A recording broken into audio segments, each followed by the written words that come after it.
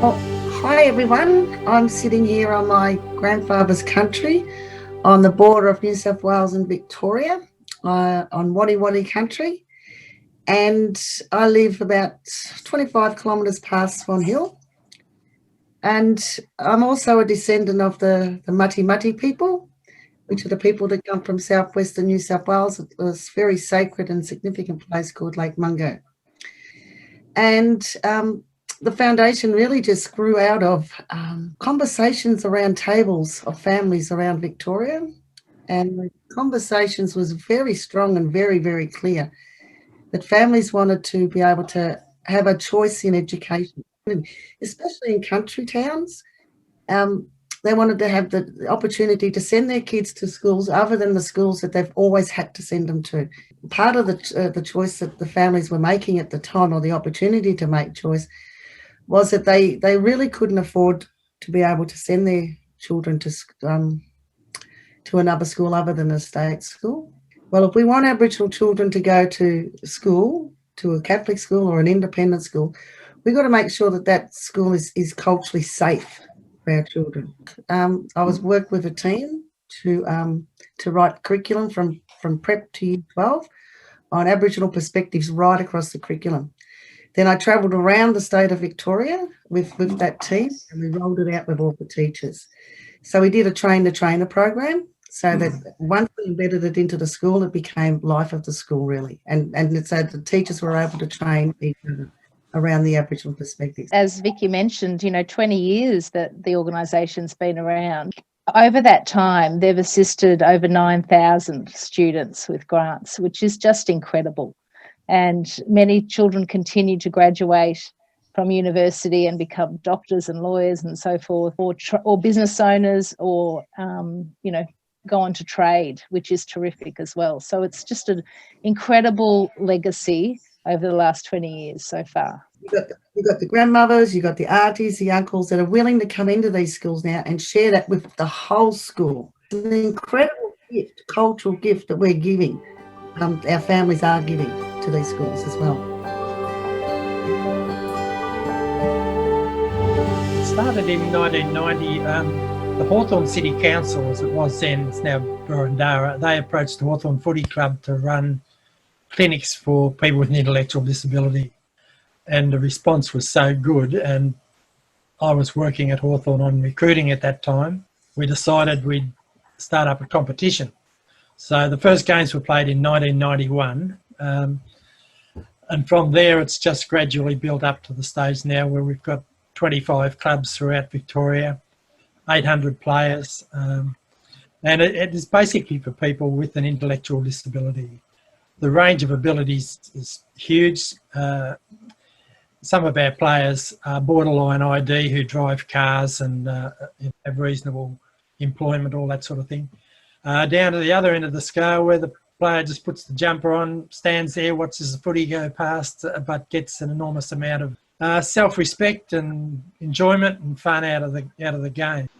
When the council came to the footy club, they knew I was teaching in a special school at that stage. They asked me to get involved. So that's 31 years ago.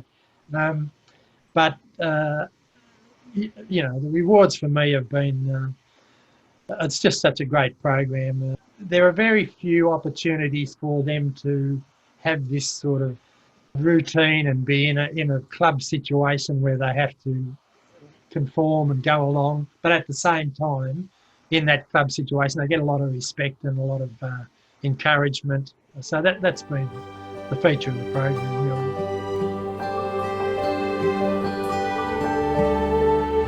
So my name is Lisa. I am the occupational therapy team leader at Irabina in Bayswater. We have we're a very large organisation. We're a not-for-profit organisation which operates across the state. We provide services in the way of occupational therapy, speech pathology, psychology, ABA therapy, and a vast variety of specialist services as well. Our focus at Irabina is to provide a family-centred approach in which case we not only work with the children or the client, but we incorporate all the needs of the family as well, and as well as the goals of the clients who we're working with. We help to support them through social skills, play, their independence skills, learning skills, motor coordination, a variety of skill set needed for day-to-day activities. We're very excited to be, hopefully next year, transferring into our new site in Bayswater in early 2021. So the provision of a new site will allow us to extend our services even more. So we are a growing organisation and receiving lots of referrals and demand for our service, which is fantastic. We're really excited to move into our new building, which will incorporate more clinic room and ability for us to increase our service delivery. Yeah, and considering it is a developmental condition, it may impact various areas. And I think it's important to highlight that when you've met one person with autism, you've only met one person with autism. From an OT perspective, we're wanting clients to engage in meaningful occupations. So that's where the client-centred approach, family-centred approach comes in. We want to look at what's meaningful for them and allow them what skill set or what areas can we assist to build those skills to be able to engage in those meaningful activities and make it sort of personal to that client. I think that's where we like to see that point of difference. How can we further support the family to assist that?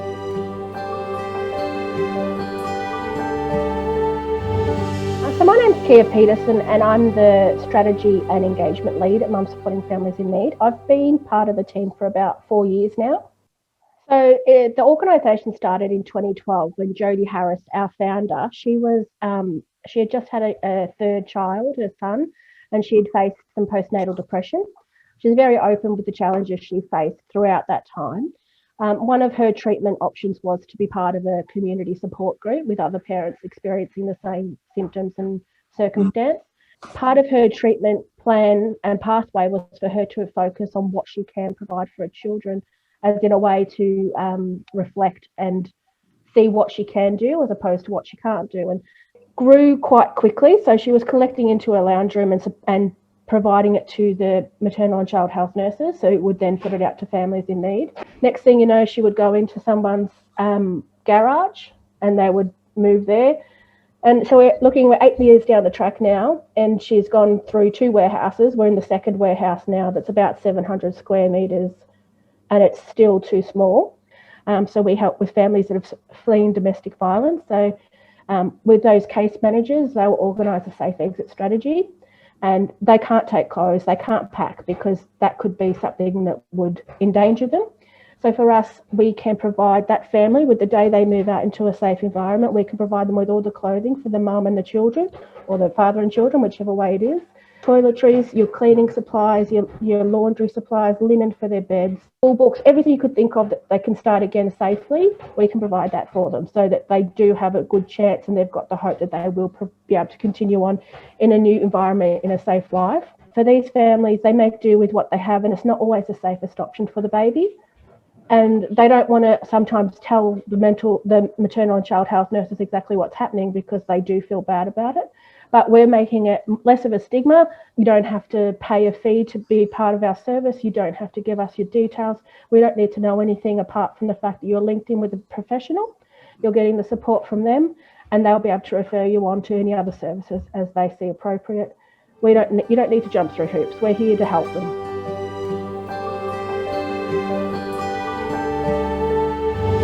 So my name's Nick Pearce, and I'm the CEO and co-founder of Homie. So I've been involved with Homie for 5 years now, since we first ever opened our doors. It's been a bit of a whirlwind journey, obviously, and to be honest, getting to this point, it's been quite intuitive. It's been really, I guess, fueled by passion, but then informed by logic, and creating a genuine value add to, I guess, people experiencing homelessness. How did I fall into this place? I guess I met one of the co-founders overseas on a fundraising bicycle ride for anti-child trafficking in 2013. So we rode from Vietnam to Cambodia. So then we kind of took that principle and then applied it, back home to wanting to sort of do something because it was such a wonderful experience over there. But, I guess, where do we start? We thought, do we do something overseas or do we look to do something, local? And, homelessness is such a prevalent issue. It's a global issue.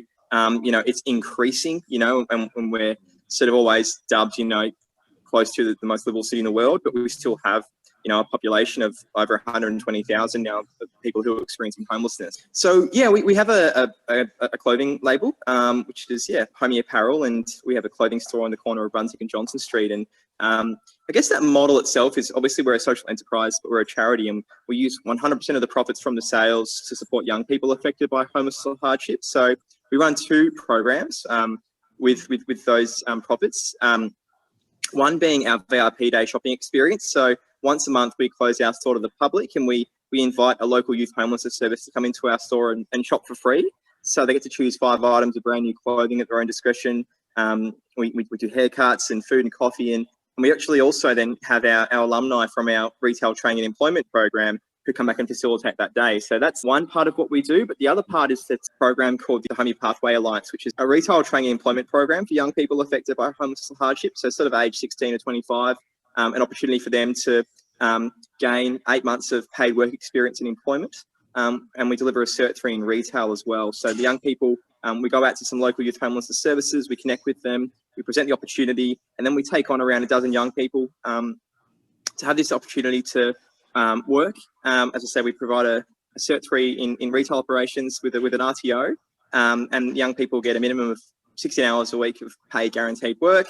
But, you know, the outcomes of that program are not just obviously, you know, the monetary benefits and having a job, etc. You know, it's really obviously the development of sort of the life skills and self-confidence more than anything. But the typical person experiencing homelessness is a young person, you know, who's potentially been in an unsafe family environment, has had to flee home for a number of different reasons, may have some mental health issues, etc. So it's very different to what we often see perpetuated in the media.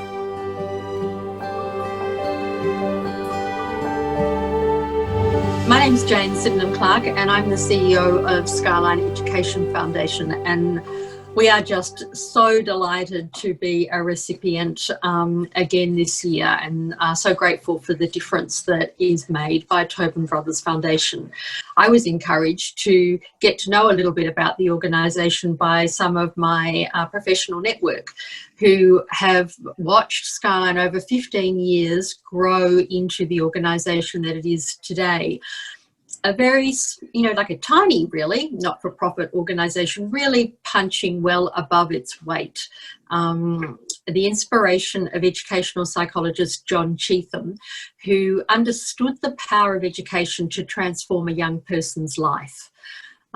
John, who had a privileged education himself, he had a private school education, but as a young man learnt that he actually wasn't a biological member of the family who he thought were his biological family. And when he went looking for his biological family, he found generational poverty and challenges because of an inability to complete education and to pursue you know, opportunities that were commensurate with his family's like very bright minds. And so John was struck by the power of education to transform a young person's life, particularly one with the capacity to make a major contribution to their lives and also to the world, to our world as a whole. And so he set up Skyline Education Foundation, brought his friends together to create a small organisation and started supporting high ability, gifted and talented, so very bright students in year 11 and 12 in government schools. And so their principals and their schools decide that they want to support them and find ways that, you know, we can put some scaffolding around these students to help them to realise their dreams. And we do that in a lot of different ways, including with some financial support, but also, you know, providing, you know, resources like you are, like Tobin Brothers is enabling books, for example, for our students.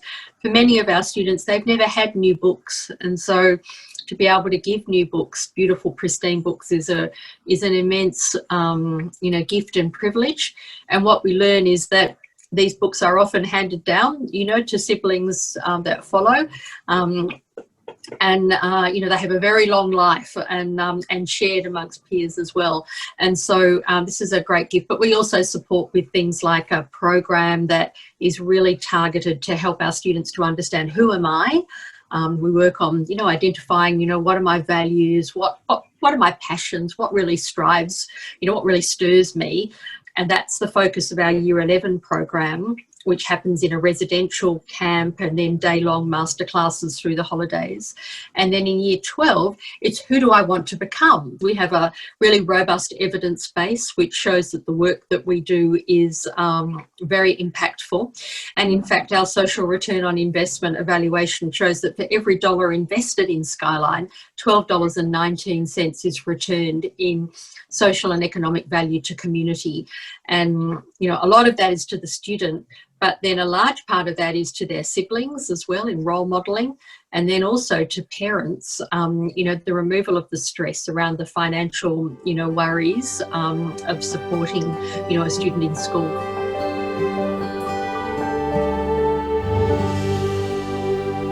Hi everyone, my name is Davide Di Gennaro.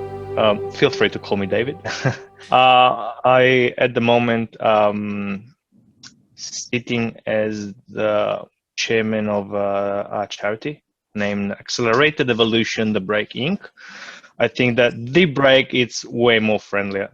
So about myself, well, I came in Australia 15 years ago.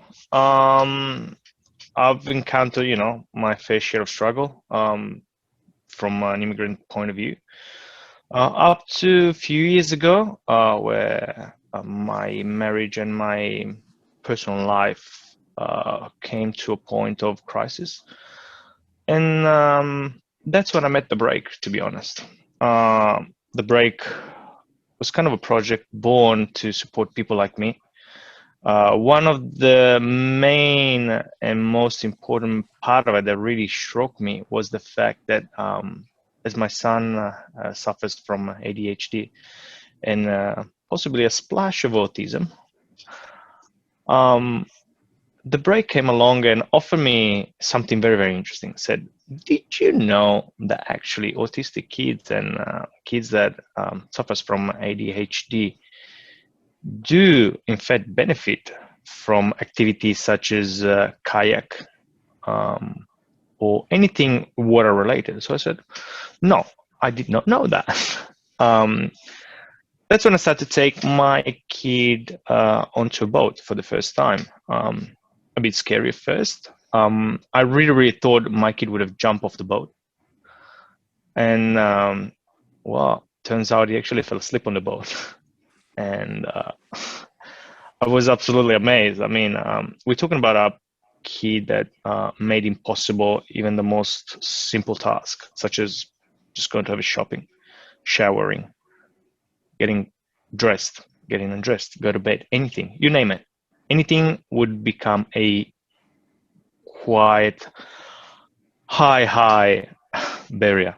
That's when I start to engage with The Break, because they had this approach that I never heard before. Like nobody, I don't think you'll find anybody telling you, come to kayak with us. That'll actually benefit you. It's just such a, you know, mind-blowing perspective. And the places that you start to see through a kayak and the bond they start to create as on a boat is just you and the other person. In my case was me and my son. COVID obviously poses some challenges, as our primary project in this case was actually based on the kayak. So what we'd like to do is get some students from an Aboriginal background, mix them up with any other background. That's how you create a multicultural environment. By getting people to share their knowledge, by getting people to share their culture. The idea to use the kayaks is because you're going to create an environment where everyone has to work together. And in terms of how do you help students, well, the biggest problem a student will face is resilience capacity. You will go as far as your resilience will allow you to. It's like petrol on the car. You won't go any further than what your petrol tank allows you to. So building resilience means building a bigger tank.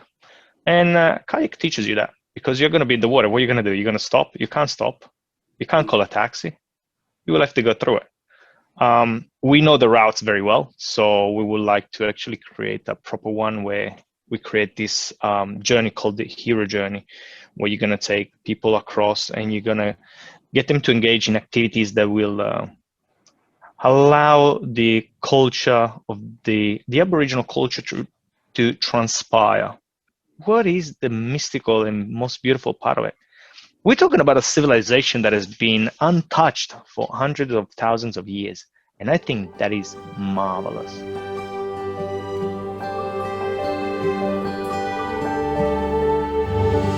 So Mary Outreach is a homeless service. We are at Catchment, where the youth program, which is the Homeless Youth Refuge.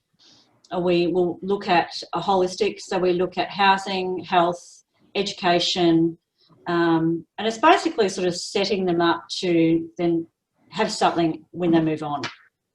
And of course, it's their decisions. It's all case planned of where they want their lives to go.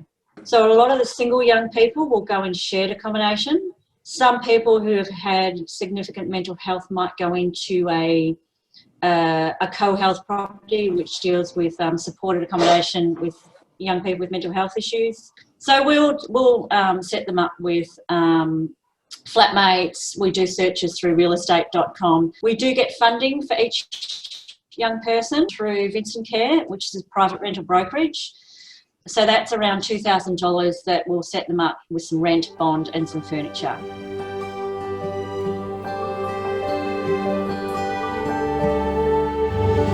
I'm Sally Beard. I'm the CEO and Secretary and founder of Backpacks for Big Kids. I started this organisation in 2014, so 6 years ago, and I did that when I heard that backpacks with clothing and things for children were coming to Victorian children who were displaced from Queensland, from far north Queensland. And when I heard that, I really struggled to come to terms with that, because they were coming from a place where the town suffers from cyclone and drought and flood, and they're coming to Victoria, where I felt we're in a much better economic place. I know how important it is for the kids to have something, and I know how helpful it is for the carers when the children arrive with some belongings of their own, because not only are they bringing some stuff like their own toothbrush and toothpaste and pyjamas, undies and clothes for the next day, but they're also bringing something that they can cuddle and hold on to through that often traumatic experience of being either removed from a place of danger or just for some reason finding themselves displaced and not able to go home. The workers who are already involved with that family and the children would know the children, and they'd know, or they could guess pretty well, what size clothing those children are going to need. And that means that they can go to the storeroom when they're on their way to that planned operation to remove the children. They go to the storeroom at the Department of Health and Human Services Child Protection Office. They pick out the size 12 boys me pack and the size 000 girls me pack, and they take them with them. And the children can be given those packs straight away. So as soon as they're in a strange car, they've got no idea why they've been taken away. They've probably been woken from sleep. They've got none of their belongings, and at least they will have a soft toy to be holding on to. They'll have a backpack that they can put their arms around. They'd have a blankie in that backpack if they've got time to actually open it. And there might even be socks to keep them a bit warmer, and a dressing gown, or even just the blanket to wrap around them.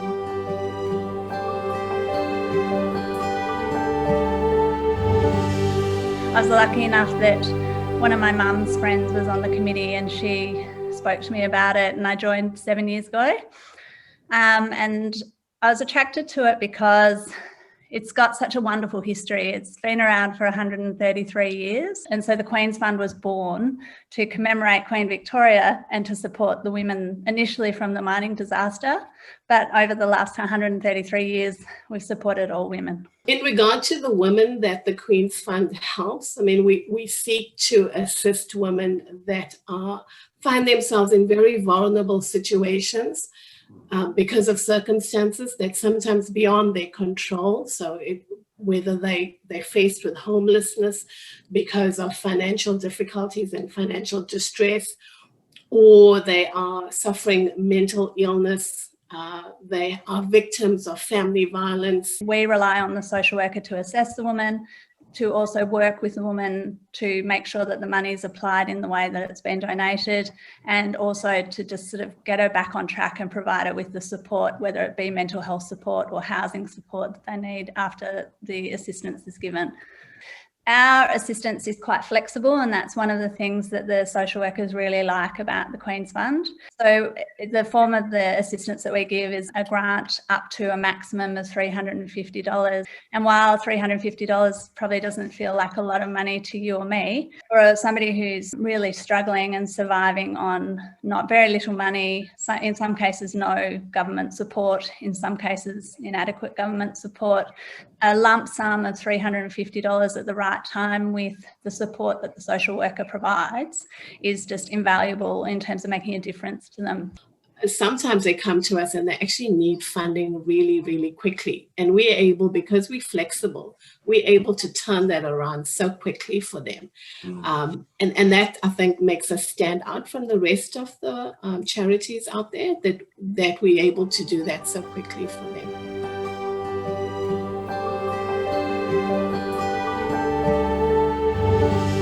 My name's Philip Wallers. I'm the CEO of the Old Colonists Association. I've been with the organisation for just on 20 years now. OCAB was founded 151 years ago. We were started by a fellow by the name of George Coppin, who had a vision for our older people that they needed safe and affordable housing and care in an environment when that really wasn't available to them. And we began on a piece of land in North Fitzroy, which was granted to us by the government of the day. Some generous philanthropic people built or donated money for cottages to be built on that site. And those cottages are still housing people today. We believe very strongly in the value of community. We promote across all our villages both communal aspects and communal activities within each village, and encourage residents to participate in external activities as well. But on average, in one of our villages, we would probably have 25 to 30 different activity groups that meet, from daily to monthly.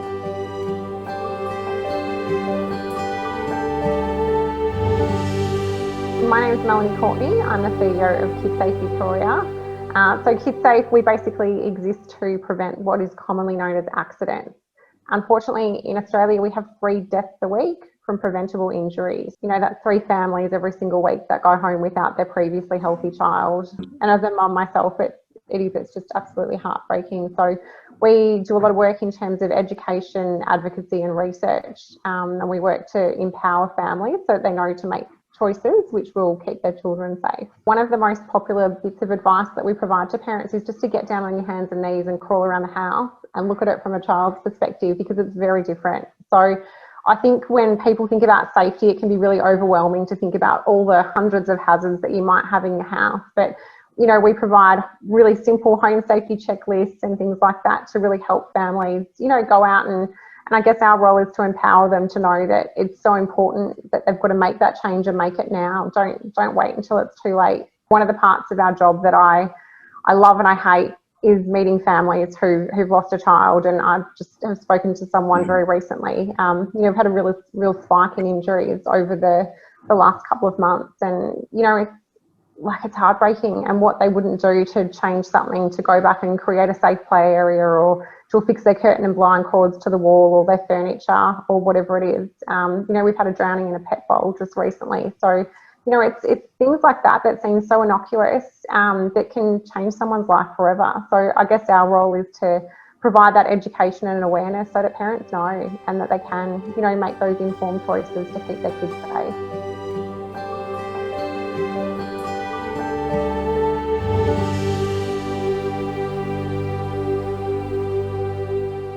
I'm Sandra Robertson. I'm the Director of Fundraising with Breast Cancer Network Australia. I have a personal relationship with breast cancer in that both my sister and my mother have been diagnosed. So it's a cause that means a great deal to me personally. And I was thrilled to become involved with Breast Cancer Network Australia because of the terrific work that we do with the hundreds of thousands of men and women who are affected by breast cancer each year. In 2020, it was expected that just under 20,000 women would be diagnosed, but also about 170 men. So it's more prevalent than you might think for men.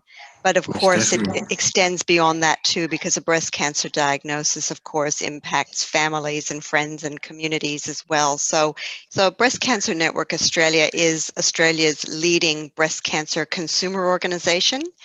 It began with the impetus of one woman, Lynn Swinburne, who had such a difficult time with her breast cancer diagnosis back in 1998 that she just didn't want anyone else in Australia to have to go through that same process without support, information, and a strong sense of a network of people who could provide tailored support and strong information that was relevant. So that's how Breast Cancer Network Australia came to be. We have grown to a network of 150,000 Australians, many of whom have been diagnosed, but also the family and friends around them. And we provide tailored information and support to them from the moment of diagnosis right through their experience of treatment and care and, in fact, survivorship. Because, of course, we know that with breast cancer, 91% of people who are diagnosed will go on to live long lives, but there are lots of impacts of the diagnosis that last for a very long time. So the services that we provide include an online network of support, so a peer-to-peer support network where people who've been diagnosed can share their experiences and talk with other people openly who have had the similar experience to them. We also have a series of resources that are very tailored to specific types of breast cancer diagnoses. We also work with another corporate partner of ours, Burley, to provide post-surgery My Care kits for women who may be having surgery in relation to their breast cancer diagnoses. And that impacts about 12,000 women each year. And finally, the area of our activity that Tobin Brothers Foundation is involved in is our helpline. So we have a telephone helpline service that's open to anyone who's affected by a breast cancer diagnosis, not just the person diagnosed, but the family and friends who want to help them. So we receive about 12,000 calls a year to our helpline from a whole range of people and wanting all different kinds of information about how to navigate the different support services that they might need, whether that's how to talk to their children about their diagnosis or the financial implications of a serious diagnosis like breast cancer, what that might mean for their employment, as well as their treatment options and the care that they might expect through the breast cancer journey. And Tobin Brothers has helped us to make that possible through a really challenging year in 2020 for all of us, but particularly for those with breast cancer.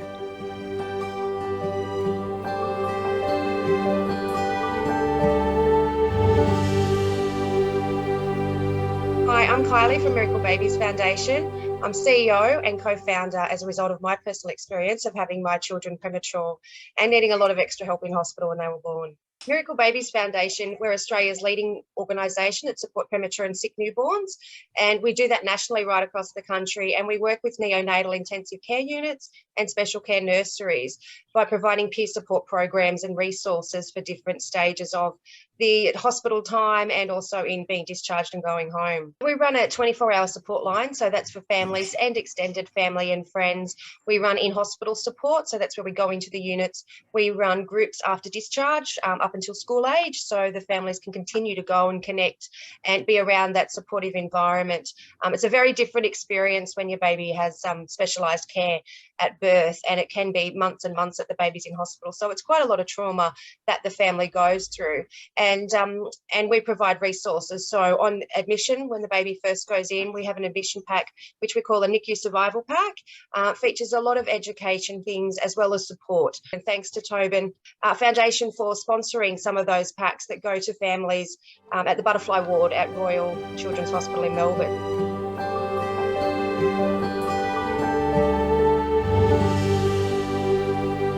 Hi, I'm Sarah from the Les Twentyman Foundation. I'm the Education Manager here. I've been part of the foundation for almost 5 years now. My birthday's next week at the foundation.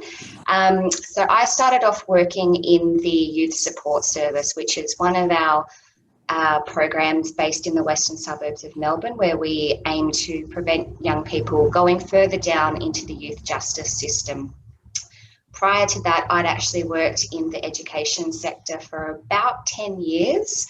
And I guess that's where my passion sort of lies. I'd been part of different sort of settings within education, both primary and special needs settings, and saw that the staff at the schools weren't able to do much for the families beyond the scope of the school. So they couldn't go beyond those school fences to help young people, which is why I'm so passionate about the foundation and why I am within the education portfolio at the foundation. So we help young people in a variety of ways through their education. So we have the Back to School program, where this year alone we helped over 480 young people with their textbooks and stationery needs to go back to school. So they come from a variety of different locations all over Victoria, and we give them second-hand textbooks, brand new textbooks, and all of their stationery and calculators so that they can start the school year with all of their resources.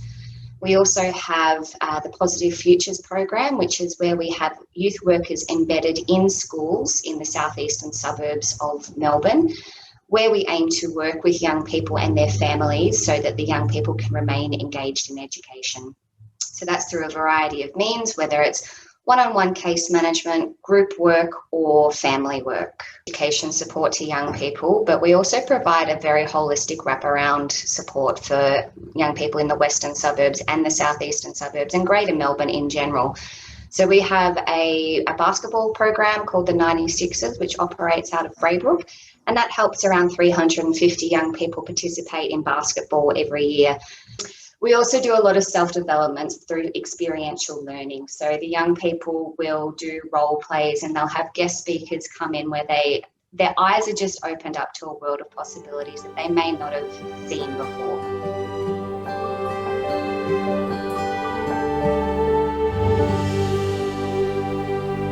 I'm Helen Parker and I'm the CEO of the Babes Project. I have been around since its very beginning. I had my own crisis pregnancy when I was in my third year of architecture, and that's when I realised that there's not a lot of holistic support for women. And that means that we need to do more to help women actually engage with proactively parenting instead of being in that crisis moment.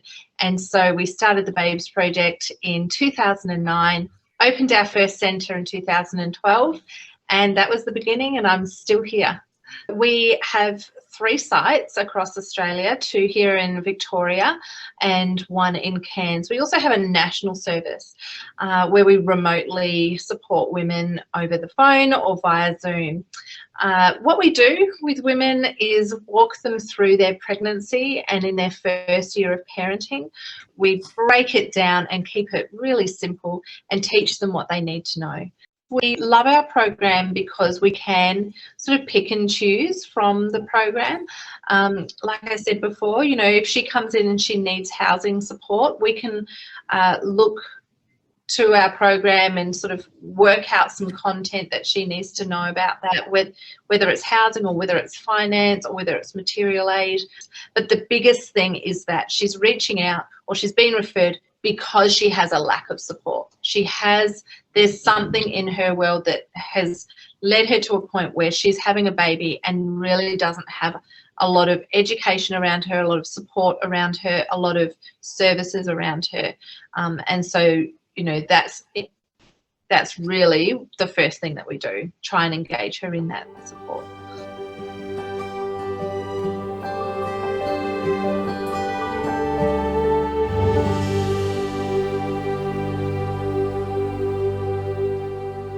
I'm Noel. I'm the CEO and one of the co-founders of Annika Legal. Annika Legal is a not-for-profit which provides free online legal advice to vulnerable Victorians and Australians. And how we do that is by providing them free online legal advice, connecting them with law students who want practical legal training, as well as our supervising lawyer who oversees everything. Annika Legal is made up of 3 full-time employees, including myself, our principal lawyer and our head of operations. And we also have 60 volunteers in the team. And as you can imagine, between a CEO, head of operations and a principal lawyer, there's still a lot more to do. And the volunteers make that possible. So our volunteers they do everything from developing our software to marketing Annika, to developing our services and making sure that the client experience is like 5 stars. Some of the services that Annika that are providing now are rental repairs, so getting people's homes repaired so they can live in a safe and secure home. And that was the very first service that we launched when COVID happened, and things started getting crazy in March of in 2020. That was where we saw people, lockdown restrictions, people losing their jobs, and a lot of people couldn't afford to continue paying their rent. We saw this as something that we could really assist with. And so Annika launched our second service, which was our COVID-19 rent reduction service. That service helped our clients, vulnerable tenants who had experienced financial hardship because of COVID, to negotiate rent reductions with their landlord, to make sure that, with everything going on in COVID, they were able to, that was something that they, didn't have to worry about if they didn't need to. And so we helped a lot of clients negotiate those reductions, or at the very least, the service will buy them more time in their home so that they can find their next accommodation. Because for a lot of people who have been financially hit by COVID and are facing eviction, it's that they are, in many cases, they're facing homelessness. So that's what that third service, which will be launched on Monday, is going to help with.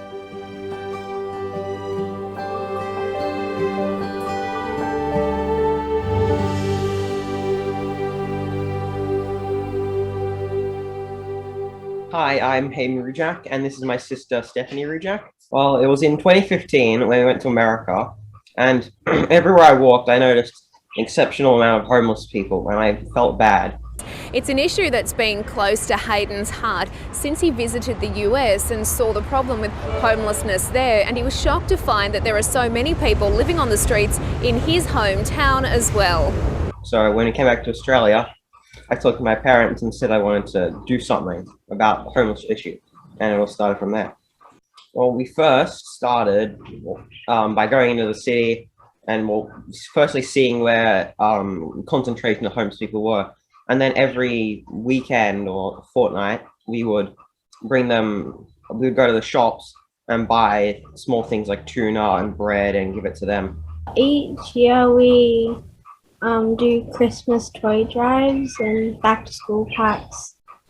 Well, mostly it's just people in our local community contact us saying like, oh, we've just cleaned out our wardrobe, we have some clothes, would you like them? Or this person's gone out and bought some food and like to give it to us. So that's the majority of where we get our food and clothes and toiletries from. But if we can't get it donated, we go to the shops and buy what we need.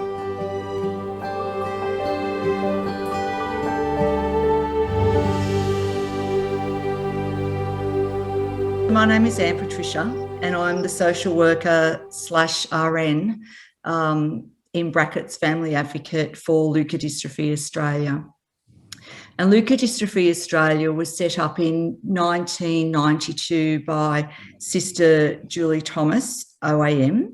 And Sister Julie set up the organisation because she's a sufferer of leukodystrophy herself. We help anybody within the family unit that's impacted by leukodystrophy. So that can range from individuals living with the leukodystrophy or families or friends or carers impacted.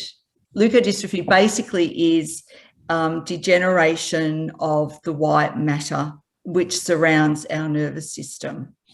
And so what happens with a leukodystrophy is the synapses don't go through the nervous system as it should. And so bodily functioning actually is impacted. And leukodystrophy is a degenerative, progressive condition. So it's life-limiting. It's a very difficult condition to start with to diagnose, though diagnosis is getting a lot better due to improvements in technology, improvements in genetics. So, for example, a lot of people will go and have an MRI, so an imaging of the brain. So then from there, the doctor might say, well, you may have a leukodystrophy. So then they'll go and have some pathology, etc. And then they may go and have, if they wish to, have some genetic testing. People often ring me and ask me basically about the doctors and who can they actually go and see to give them some information about leukodystrophy.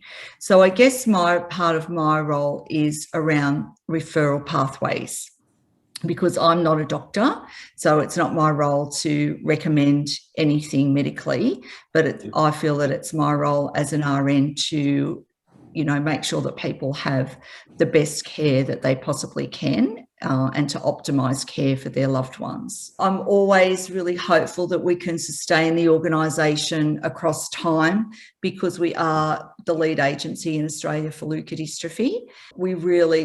My heart is with families and working with families, and I think it's so important that they're supported. My name's John Olsen. I'm 64 years of age and I'm walking diagonally across Australia. And I'm doing this mainly to raise funds and awareness for leukodystrophy. And if we reach our target of $100,000 for leukodystrophy, I'll be the happiest man on the planet, I can tell you. The kids who are suffering from leukodystrophy, they may never get that chance. So that's why I walk, because there's lots of kids who can't.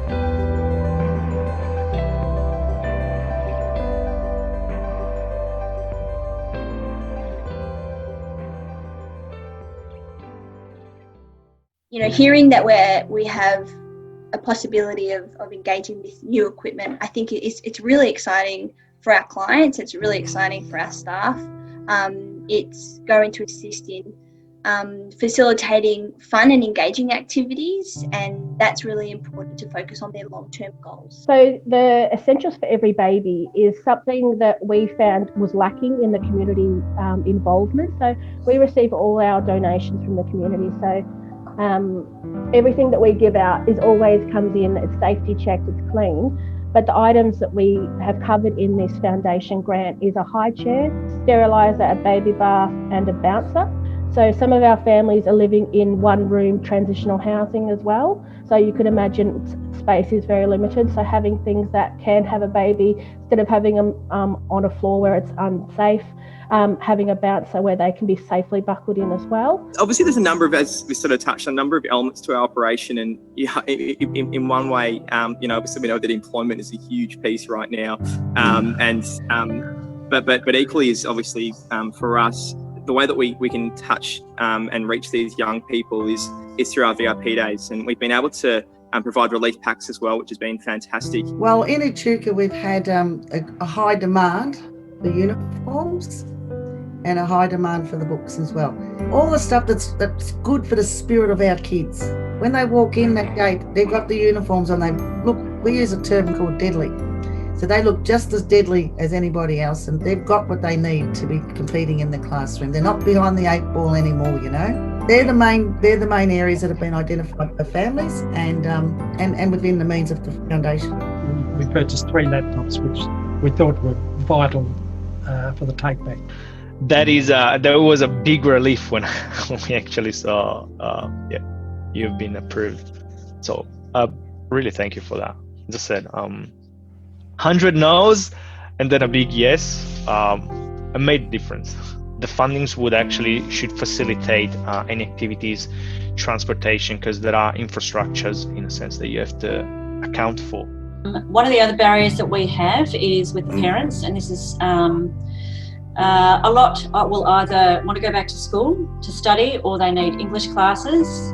And because childcare is so expensive, we will do applications to get them some reduced childcare fees, but that takes time. So that funding will give just a bit of a buffer to go, okay, you can start your course, we've got some childcare money here, so they can actually continue on. The grant will actually allow us to complete about 100 MEPACs. So we'll be supporting at least 100 of those children in the Ballarat region, and that is just amazing. So we're really excited to have received the funds from Tobin Brothers Foundation, and we're using that to put towards a parent and carer e-learning tool. So we've actually developed one for maternal and child health nurses this year and one for community organisations that have made a huge difference in terms of what they provide to parents. But as a parent, and particularly a first-time parent, when you're purchasing your products, to know, should I buy that baby bumper or shouldn't I? That's the sort of tool that we want to provide to families to make it really easy for them to make those choices and to know what to do. The money that will be used to assisting vulnerable women that have suffered financial burden and homelessness because of COVID. So the funding will be distributed to women that have been negatively affected by COVID. This year it will be put to another very practical use. We are purchasing a personalised health kit, which is this, which will hang behind the door of each resident's room in our aged care facility, Liscombe House. It will contain essential nursing type equipment. There will be a digital thermometer, a stethoscope, and a blood pressure cuff. What that means, typically in an aged care environment, those things would be shared across the facility.